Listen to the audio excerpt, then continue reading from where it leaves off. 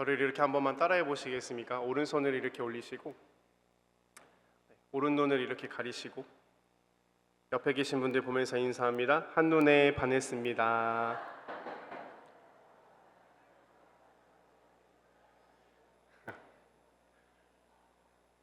여러분들 표정이 무서워서 설교를 할 수가 없어서. 안녕하십니까? 저는 김효중 부목사입니다. 담임 목사님께서 안식월 중에 계셔서 오늘 강단에 서게 되었습니다. 아시는 것처럼 우리 담임 목사님 말씀 참 좋으신데 저는 그에 비하면 발끝도 따라갈 수 없어서 걱정이더라고요. 그런데 우리가 쌀밥만 먹고 살 수는 없는 건 아닙니까? 그래서 오늘은 보리밥 먹는 시간이다 라고 생각을 해주시고 함께 은혜 나누시면 좋겠습니다. 또 여기 등록 안 하시고 계시는 청년분들 많이 계신데요, 제가 또 청년부 담당입니다. 오늘 말씀에 은혜가 있으시면 오후에 청년부 예배는 더 은혜롭습니다. 그래서 많이 찾아주시기를 부탁드리고요. 저는 오늘 요한복음 3장 16절 말씀을 중심으로 등잔 밑을 밝혀라 라는 제목으로 말씀 전하겠습니다. 제가 말씀 전할 때에 살아계신 하나님의 음성을 들으시길 소망합니다. 황순원 작가의 소나기라는 작품을 아십니까? 1953년에 발표가 되었습니다. 1953년이면요 6.25 한국전쟁의 정전협정이 된 것이 53년 7월이니까 3년간의 전쟁이 아직 끝나지 않았던, 그러니까 전쟁 중이었다라고 말해도 과언이 아닌 그때에 이것이 발표가 된 것입니다. 당시 대한민국은 전쟁으로 인해서 온 국토가 황폐되었고요. 인적으로나 물적으로나 그 피해를 말로 할 수 없었겠죠. 그때쯤에 이 소설이 발표가 되었습니다. 그런데 이 소설은요 아직까지도 많은 사람들의 사랑을 받는 그야말로 대한민국의 대표적인 그런 문학 작품으로 자리를 잡고 있습니다. 그 난리통이었던 이때에 발표된 이 길지도 않은 굉장히 짧은 이 소설이 왜 그렇게도 인기가 있을까? 왜 지금까지도 인기가 있는 것일까? 궁금했습니다. 읽어보신 분들은 아시겠지만 이 소설의 주제, 여기서 다루는 주요 주제는 첫사랑입니다. 근데 소설을 보시면요 그렇게 대단한 내용이 있지도 않습니다. 그냥 시골 소년이 서울 소녀를 우연히 만나서 순수하고 풋풋한 사랑을 나눕니다. 그러다가 소녀는 병으로 세상을 떠나고 소녀는 그 소녀를 그리워하고 그 후에 어떻게 되었는지를 말하면 아직 안 읽으신 분들에게는 실례니까 말하지 않겠습니다. 진짜로 그냥 별다른 대단한 게 있지 않습니다. 출생의 비밀 이런 것도 없고요. 알고 보니 그 소년과 소녀가 배다른 형제였더라 이런 이야기가 있지도 않고요. 알고 보니 그 소년이 재벌집 막내 아들이었다 이런 것도 없습니다. 더럽게 얽혀있는 치정사 이런 이야기도 아닙니다. 그런데도 이 작품이 왜 이렇게 오랜 시간 많은 사람들에게 기억되고 사랑을 받을까? 당연히 문학적인 그런 기법의 측면도 있겠지만 제가 문학의 전문가는 아니기 때문에 제가 생각해 볼 때는 그 멀리 있는 그 어떤 대단한 것들을 잡으려고 바쁘게 뛰어가고 살아가고 있는 이 현대인들에게 그 멀리 있고 그 대단한 것들을 잡으려고 하다 보니까 나도 모르게 잊고 살았던, 그래서 어찌 보면 참 별거 없는 거지만 그러나 누구나 한 번쯤은 있을 법한 그 첫사랑이라고 하는 그 향수, 그것을 다루고 있기 때문이 아닐까라고 저는 생각을 합니다. 세상은 우리에게 늘 대단한 것을 요구합니다. 갈수록 세상이 더 그런 것 같아요. 큰 집, 좋은 직장, 좋은 차, 높은 위치, 많은 재산, 그 어떤 대단한 것들을 요구합니다. 그래서 우리는 그 대단한 것들을 향해서 달려나갑니다. 그런데 여러분 그렇게 하다 보니까 작고 별것 아닌 그 무언가에 어찌 보면 당연하고 기본적이고 별 볼 일 없이 보이기도 하는 그것들이 오히려 이 현대인들에게 작지만 결코 작지 않은 그런 기쁨을 주는 것은 아닐까라고 생각합니다. 참으로 그런 것 같습니다. 그렇게 우리도 모르는 사이에 저 멀리 더 큰 것만 바라보다 보니까 가장 가까이에 있는 그 작은 것들에 대해서 미처 신경을 쓰지 못하고 살아가는 것은 아닌가라는 생각이 듭니다. 그런데 여러분, 그렇게 우리가 미처 신경을 쓰지 못하는 그 작은 것이요 별것 아닌 것이라서 신경을 쓰지 않아도 되는 그런 것이라면 상관이 없겠는데 그렇게 우리가 그 멀리 있는 것들을 바라보다가 미처 신경 쓰지 못했던 그 작은 것이, 그것이 중요한 것이었다면 그것은 정말로 큰 문제가 될 것입니다. 저는 오늘 아마도 이 본문의 주인공이 딱 그와 같은 처지였을 것이다 라고 생각을 합니다. 오늘 우리가 함께 읽은 본문 요한복음 3장 16절은요, 아마도 세상에서 가장 유명한 성경 구절을 한 구절 꼽으라면 주저없이 꼽힐 만한 그러한 구절일 것입니다. 다시 한번 읽어볼까요? 하나님이 세상을 이처럼 사랑하사 독생자를 주셨으니 이는 그를 믿는 자마다 멸망하지 않고. 아멘. 아마 여러분들 중에서도 이 말씀을 모르시는 분이 없고 아마 이 말씀은 대부분이 외우고 계실 거라고 생각합니다. 또 이 요한복음 3장 16절은요, 아마도 기독교 역사상에 가장 많이 설교된 구절이고 또 가장 많이 설교 때 인용이 되는 그런 본문일 거라고 생각합니다. 오늘 본문의 주인공은, 오늘 본문에서는 그 이름이 등장하지는 않습니다. 오늘 본문의 주인공은요, 니고데모라는 사람입니다. 더 자세히는 예수님과 니고데모와의 대화 중에 오늘의 이 말씀이 나오게 되었습니다. 예수님과 니고데모와의 스토리, 오늘 우리가 읽지는 않았지만 이 요한복음 3장에서 그 대화가, 그 스토리가 시작됩니다. 요한복음 3장 1절에 보시면 니고데모를 소개를 하고 있는데요, 성경에서는 그를 어떻게 소개합니까? 제가 읽겠습니다. 그런데 바리새인 중에 니고데모라 하는 사람이 있으니 유대인의 지도자라. 두 가지 정보가 나오지요. 바리새인이었다, 그리고 유대인의 지도자라고 합니다. 아마 복음서를 조금 읽어보신 분들이라면 이 구절만 보고도 아하, 이 니고데모가 예수님을 안 믿는 사람이었겠구나라는 사실을 바로 아실 수 있을 겁니다. 왜냐하면 예수님 당시에 언제나 예수님을 쫓아다니면서 회방하고 방해하던 사람들이 누굽니까? 바로 바리새인들, 유대의 지도자들이었기 때문입니다. 그랬던 그가 예수님을 방해하고 회방했던 그 사람들 중에 있었던 니고데모가 왜 예수님을 찾아왔을까요? 그가 속해 있던 무리는요, 예수님에 대해서 뭐라도 하나 시비를 걸기 위해서, 꼬투리를 잡기 위해서 예수님이 하시는 일들을 일거수일투족을 감시했던 그런 사람들입니다. 그런데 하루는 이 니고데모가 가만히 생각을 해보니까 뭔가가 좀 이상한 겁니다. 뭐가 이상한가? 이 예수라고 하는 사람을 가만히 생각해 보니까 이게 그가 하는 행동들, 이런 것들을 보니까요, 이게 하나님이 보내신 사람이 아니라면 그렇게 설명할 수 없는 표적들을 예수님이 막 보이시거든요. 이 니고데모가 참 똑똑하고 합리적이고 이성적인 사람이었던 것 같습니다. 그냥 무작정 예수는 거짓말쟁이야, 예수는 가짜 메시아야 라고 하기에는 분명히 자기가 두 눈으로 봤던 그 표적들, 예수님이 행하시는 그것들이 설명이 안 되거든요. 앞뒤가 안 맞거든요.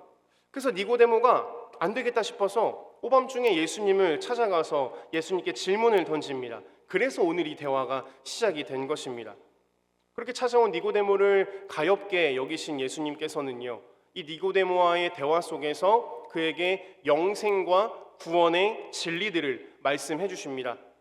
니고데모야, 네가 하나님의 나라에 들어가기 위해서는 너는 물과 성령으로 거듭나야 한다. 바람이 어디에서 부는지 눈에 보이지 않아서 알 수 없지만, 성령께서도 일하시는 것도 눈에 보이지 않아서 알 수 없지만 분명 우리가 바람을 느끼는 것처럼 성령께서 하시는 것도 그와 같다. 과거 너가 잘 알고 있는 것처럼 모세가 광야에서 놋뱀을 들어서 그것을 쳐다본 모두가 살았던 것처럼 누구든지 그 아들을 믿는 자에게 영생을 얻게 되는 것인데, 하나님께서 세상을 이처럼 사랑하셔서 독생자를 주셨는데 이것은 그를 믿는 자마다 멸망하지 않고 영생을 얻게 하려 하는 것이다 라고 예수님께서 니고데모에게 이것을 알려주시는 대화였습니다. 그런데 여러분, 제가 설교의 초두에서 이 니고데모를 소개할 때에 이렇게 소개를 드렸어요. 멀리 있는 것을, 그 큰 것을 바라보다가 정작 중요한 그것을 놓쳐버린 사람, 이라고 제가 소개하지 않았습니까? 제가 무슨 근거로 이 니고데모를 그런 사람이라고 평가를 했는가? 사실 이 요한복음 3장 1절에서는요, 니고데모에 대한 소개를 그냥 바리새인, 유대인의 지도자라고만 소개를 하고 있습니다만, 이 니고데모가 사실은 굉장히 대단한 사람이었거든요. 뭐가 얼마나 대단한 사람이었는지 소개를 좀 해드릴게요. 이 사람은 사회적 지위, 그 당시 이 니고데모가 살던 그 사회에서 사회적 지위가 아주 높은 엄청난 사람이었습니다. 당시 유대 사회는 이 사회의 정치와 사법 체계를 총괄하는 아주 커다란 기구가 하나 있었어요. 그 기구가 들어보신 분들도 많이 계시겠지만 산헤드린이라고 하는 그 회의거든요. 산헤드린 총회라고 하는데, 산헤드린 총회는 총 71명, 71명으로 구성된 그런 회의 기구였습니다. 근데 여기에 아무나 들어가는 것이 아닙니다. 여기가 이제 회원이 되기 위해서는 먼저는 대제사장은 당연직으로 여기에 이제 의장처럼 들어가 있고요. 나머지 70명은 어떻게 뽑느냐? 각 가문, 이스라엘의 12지파들 중에서도 각 가문을 대표하는 사람들 24명을 뽑습니다. 그리고 제사장 가문에서 20명 정도의 제사장을 뽑습니다. 그럼 나머지가 한 20명 되거든요. 이 사람들은 어떻게 뽑느냐? 율법을 연구하는 율법학자들 중에서도 선출합니다. 니고데모는 아마 이 율법학자들 중에 한 명이었던 것으로 보여요. 근데 그 70명을, 그 20명을 그냥 뽑는 것이 아니라 뽑히는 기준이 있었습니다. 먼저는 순수한 유대의 혈통이어야 합니다. 순수하다는 것은 그 족보 중에 이방인이 있으면 안 돼요. 순수하게 유대인의 혈통이어야 하고 남성이어야 했습니다. 유대인의 정통에 탁월해야 했고, 랍비들의 문학, 그 당시 유대인들이라면 누구나 배웠던 그 랍비들의 문학에도 굉장히 탁월했어야 합니다. 나이 제한도 있어요. 나이는 40세가 넘어야 했으며 결혼을 못하거나 결혼을 안 하면 안 됩니다. 결혼도 하고 가정을 꾸리고 있어야 했고 또 아들을 반드시 두고 있어야 했다고 합니다. 뿐만 아니라 다양한 언어, 외국어에 능통해서 통역사가 없이도 이스라엘을 넘나드는 외국인들과 자유로운 소통이 돼야 했고요. 여기까지만 해도 굉장히 대단한데 또 어떤 조건이 있느냐? 외모적으로도 흠이 없어야 했습니다. 여기서 말하는 흠은 무엇이냐? 못생기면 안 된다라는 겁니다. 뿐만 아니라 이웃 사람들로부터 존경받고 덕망 있는 그렇게 평판이 아주 좋은 사람이어야지만 여기 들어갈 수 있는 자격을 얻은 것입니다. 이런 사람이 니고데모였다는 거예요. 여러분 주위에 혹시 이런 분이 계십니까? 사회적으로, 종교적으로, 외모적으로도 인격적으로 뭐 하나 빠지지 않는 그런 사람이죠. 니고데모는요 그야말로 그 큰 것들, 그 대단한 것들을 다 이룬 사람이었다라는 겁니다. 그래서 여러분 이런 니고데모에게 구원이라고 하는 것은요 하나님과의 관계라는 이 주제는 이 니고데모에게는 너무나도 새삼스럽고 너무나도 당연한 것이었어요. 왜냐하면 그는 바리새인이었다라 그랬죠. 당시 바리새인들은요 이 구약의 율법을 잘 지키는 것이 하나님께 구원을 받는 길이다라고 생각을 했거든요. 그래서 굉장히 율법을 잘 지키던 사람들, 누구보다 철저하게 율법을 지키던 사람들이 바로 이 바리새인들입니다. 니고데모가 그런 사람입니다. 게다가 여러분 산헤드린 공회 회원이다, 자타가 공인하는 사람들로부터 인정받고 존중받는 그런 사람이라는 거죠. 그러니 아마도 그는요 자신만큼은, 니고데모 스스로만큼은 구원의 문제에 대해서는 나는 아무 문제가 없어 라고 생각을 했었을 겁니다. 그러니까 그런 생각을 갖고 있으니까 바리새인들이 뭐합니까? 이 사람 저 사람 찾아다니면서 정죄하고 지적하고 단죄하고 율법적으로 틀렸다 그러고 그런 거 아닙니까? 왜요? 자기들은 잘하고 있으니까, 자기들은 율법적으로 잘하고 있으니까 나는 잘하고 있고 너의 구원을 내가 관리해 주겠다. 이게 바리새인들의 사고방식이었다는 거죠. 그 큰 것들을 다 이루었던 니고데모. 그러나 그에게 예수님께서는 지금 무엇을 말하고 있습니까? 뭐 대단한 성경의 비밀과 하나님 나라의 뭐 놀라운 어떤 신비한 그런 것을 이야기하고 있습니까? 전혀 그렇지 않죠. 구원의 기초에 대해서 말씀하고 있습니다. 거듭남의 원리와 거듭남의 시작을 니고데모에게 알려주고 있다는 겁니다. 왜였을까요? 너무나도 당연했다고 생각했던 니고데모 스스로에게는 너무나도 당연했다고 생각했던 그 구원의 문제에 사실은 니고데모도 거기에 통과하지 못한 상태였기 때문이었다라는 거죠. 그야말로 여러분 등잔 밑이 이렇게 어두웠다라는 겁니다. 니고데모가 그 예수님과의 대화 이후에 얼마나 허탈감을 느꼈을까 싶습니다. 내가 니고데모인데, 내가 사람들에게 율법을 가르치는 율법 교사인데, 내가 그렇게 율법을 철저하게 지키는 내가 바리새인인데, 다른 것도 아니고 그 너무나도 당연한 이 구원의 문제에 내가 여기에 부딪히다니 아마 니고데모는 굉장히 허탈했을 거라고 생각합니다. 혹시 우리 중에는 이와 같은 경우가 없을까요? 니고데모처럼 우리가 완벽하지는 못해도 그래, 내가 그래도 이 정도면 사회에서 나름 어디 가서 내가 환영받고 가정에서도 내가 고개 숙이고 있을 일 없고 교회에서도 내가 덕망받는 직분자고 구원의 문제? 에이, 내가 신앙생활을 하루 이틀 한 것도 아니고 그래도 내가 모태신앙인데 그래도 내가 3대째 4대째 우리 가문이 기독교 가문에서 내가 태어났는데 내가 직분자인데 내가 목사인데 과연 그럴까요, 여러분? 또는 내가 사는 게 너무 퍽퍽해서 해야 될 일들, 처리해야 할 삶의 문제들, 먹고 사는 문제들, 이러지도 저러지도 못할 그 수많은 그 무언가들, 그 큰 것들 때문에 정신없이 달려가고 계신 아직도 팔팔한 28 청춘의 성도님들도 여기 많이 계시잖아요.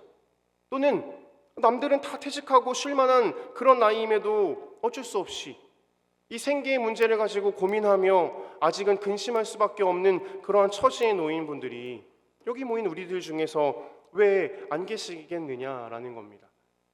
그렇게 큰 것들, 시급하다고 생각되는 그 커다란 것들, 결코 작지 않은 그 인생의 문제들, 삶의 문제들, 그것들에 신경을 쓰다 보니 너무나도 나에게는 당연하다고 생각했던 이 구원의 문제에 대해서 놓치고 계신 분이 과연 우리 중에는 없을까라는 질문입니다.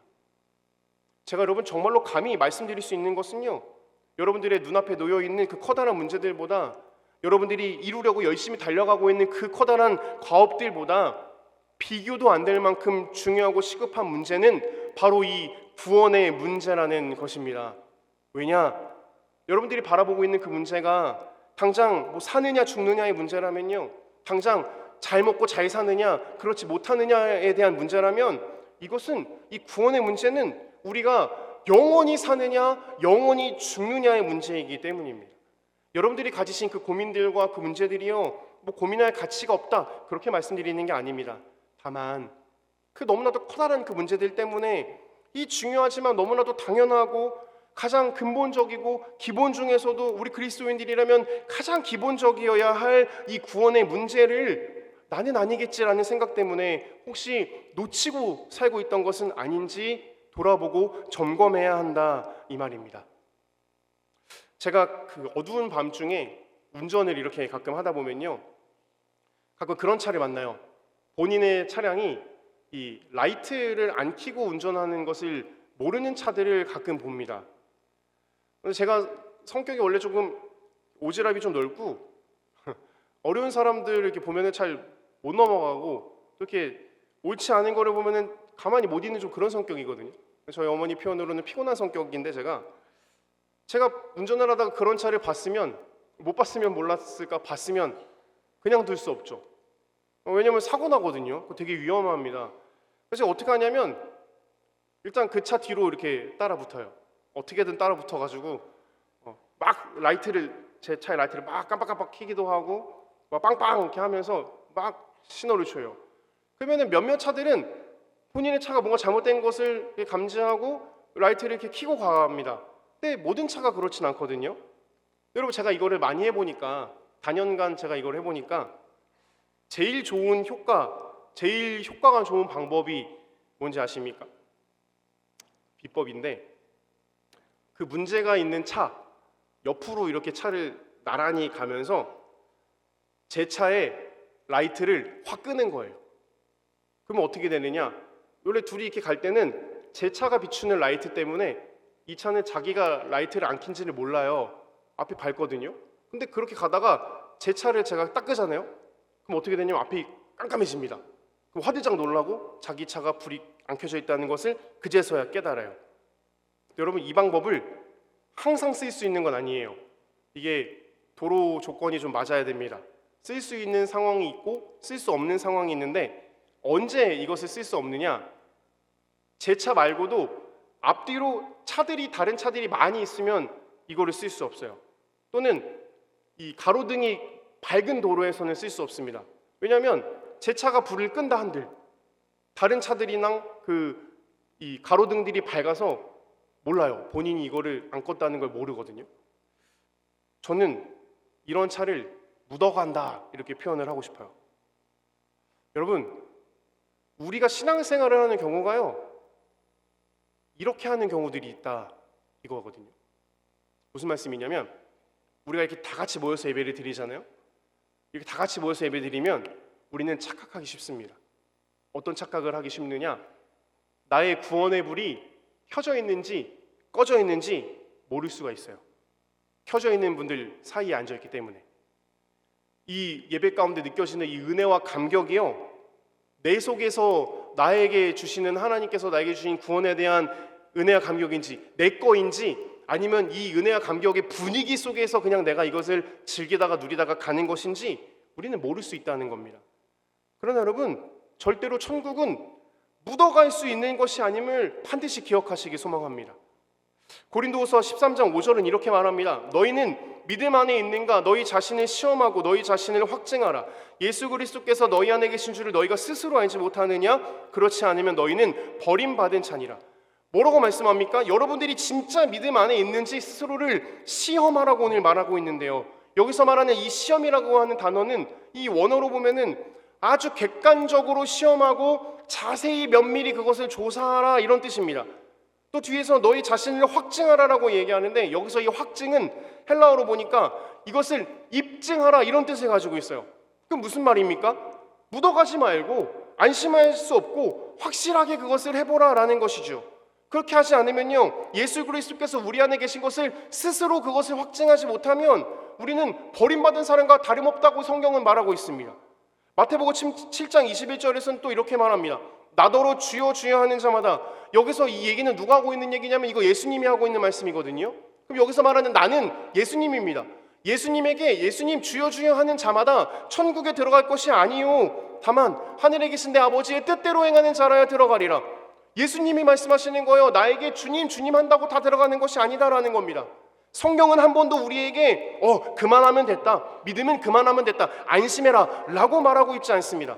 바울은 고린도전서 10장 12절에서 신앙에 대한 자만과 방심에 대한 경고를 이렇게 하고 있어요. 그런즉 선줄로 생각하는 자는 넘어질까 조심하라. 여러분, 니고데모는요, 본인이 구원을 못 받았을 거라고는 아마 상상도 못했을 겁니다. 그랬던 그에게 필요한 말씀은 그 어떤 대단한 지식과 그 어떤 깊은 성경의 무언가 그것이 아니라, 그 논리적인 그 어떤 명제와 논리가 아니라, 하나님께서 세상을 이처럼 사랑했고 그래서 독생자를 주셨고 그를 믿는 사람이면 그를 믿는 사람이라야 구원을 얻는다고 하는 저 주일학교 어린이들도 듣고 이해할 만한 그런 아주 기초적이고 기본적인 복음의 말씀이었다는 겁니다. 그래서 여러분, 우리는요, 한번 가입하면 그냥 내가 어떻게 살아도 달달이 보험료만 잘 납입하면 약관을 통해서 보장을 받는 그런 어떤 든든한 보험 하나 들어오는 것처럼 그렇게 우리는 안심하고 신앙생활을 덮어놓고 할 것이 아니라요, 계속해서 우리는 스스로 확인하고 스스로 점검하고 돌아보아야 우리의 등잔 밑은 혹시 어두운 것이 아닌지를 계속해서 살펴보고 확인해야 한다는 것입니다. 그러면 우리는 어떻게 해야 할까요? 우리의 등잔 밑이 어두워지지 않기 위해서는 우리는 어떻게 해야 할까요? 그것을 무엇으로 비출 수 있을까요? 그 힌트를 오늘 이 예수님과 니고데모와의 대화 안에서 찾아볼 수 있는데요, 그럼 여기서 질문 한 가지. 자, 그러면 예수님을 믿지 않았던 니고데모, 예수님과의 대화를 나눴는데 이 대화 이후에 니고데모는 예수님을 믿었을까요? 안 믿었을까요? 틀릴까 봐 대답들을 안 하시는데 정답 알려드리면, 이 요한복음에서는 믿었는지 안 믿었는지 오늘 이 스토리에서는 그 이야기가 안 나와요. 그런데 한참 뒤에 예수님께서 십자가 달리시고 부활하시기 전에 이제 3일 동안은 아직은 이제 죽으신 상태로 계실 때 이 제자들이 예수님의 시신을 걷어서 장사하는 장면이 있지 않습니까? 거기가 요한복음 19장에 등장하는데 거기에 이런 구절이 나옵니다. 일찍이 예수께 밤에 찾아왔던 니고데모도 몰약과 침향 섞은 것을 100리트라쯤 가지고 온지라. 자, 니고데모가 예수님을 믿은 걸로 보입니까? 안 믿은 걸로 보입니까? 네, 믿은 걸로 보이죠. 이 구절을 바탕으로 학자들은요, 니고데모가 예수님과의 대화 이후에 예수님을 영접했다, 구원의 주님으로 영접했다고 봅니다. 매우 상징적인 장면이죠. 근데 여러분, 뭐 이상할 것도 없어요. 왜냐하면 다른 사람도 아니고 예수님이 직접 들려주신 복음 아닙니까? 예수님이 복음이신 예수님이 직접 들려주신 복음. 이 둘의 대화 속에서 나왔던 이 한 구절, 이 요한복음 3장 16절의 말씀이 수세기 동안 세계의 많은 사람들을 구원으로 인도했는데요, 하물며 그 오리지널, 그 대화를 실제로 말했던 그 사람, 그 예수님, 그 현장에서 그 얘기를 들은 니고데모는 아마도 그 말로 할 수 없는 마음의 뜨거움과 그 감격을 느끼지 않았을까요? 사랑하는 성도 여러분, 저는 바로 여기에 우리가 나아가야 할 방향이 있다고 생각합니다. 우리도 이와 같은 은혜가 있기를 주님의 이름으로 축원합니다. 여러분, 언제나 주님의 말씀이 있는 곳에는요, 놀라운 은혜와 기적이 있는 줄 믿으시기 바랍니다. 우리가 주님의 말씀과 함께 한다면, 우리가 주님의 말씀을 받아들인다면 그곳에는 놀라운 열매들이 있음을 믿으시기 바랍니다. 요한복음 15장 7절에서 너희는 내 안에 거하고 내 말이 너희 안에 거하면 무엇이든지 원하는 대로 구하라 그리하면 이루리라. 요한계시록 3장 20절 보일지어다 내가 문 밖에 서서 두드리노니 누구든지 내 음성을 듣고 문을 열면 내가 그에게로 들어가 그와 더불어 먹고 그는 나와 더불어 먹으리라. 골로새서 3장 16절 그리스도의 말씀이 너희 속에 풍성히 거하여 모든 지혜로 피차 가르치며 권면하고 시와 찬송과 신령한 노래를 부르며 감사하는 마음으로 하나님을 찬양하고. 여러분, 성경에 이렇게 많은 부분에서 하나님께서 우리에게 약속하시는 부분이 바로 이것입니다. 하나님의 말씀이 우리와 함께 한다면, 그 말씀이 우리 안에 풍성하게 거하게 한다면 거기에는 생명이 있고 평안이 있고 세상의 그 어떤 것과도 비교할 수 없는 은혜와 축복이 있다는 이 사실을 여러분 믿으시기 바랍니다. 우리도 모르는 사이에 저 멀리 있는 저 큰 것을 바라보고 그것들을 향해서 뛰어가느라 너무나도 당연하고 그렇게 당연하다고 생각했던, 그러나 너무나도 중요한 이 구원의 문제에 대해서 우리가 안주하고 안심하고 있다면요, 오늘 그러한 가운데서 예수님의 그 복음의 말씀을 듣고 그것을 붙잡고 소유했던 이 니고데모처럼 다시금 우리도 그 복음의 말씀 앞에서 그 복음의 말씀 앞으로 나아가는 그런 저와 여러분들이 되시기를 주님의 이름으로 축원합니다. 언젠가 신문에서 봤던 한 목사님의 이야기를 소개하면서 오늘의 말씀을 마무리하려고 합니다. 미국에서 목회를 하시던 어떤 한국인 목사님의 이야기입니다. 우리 담임 목사님 얘기는 아닙니다.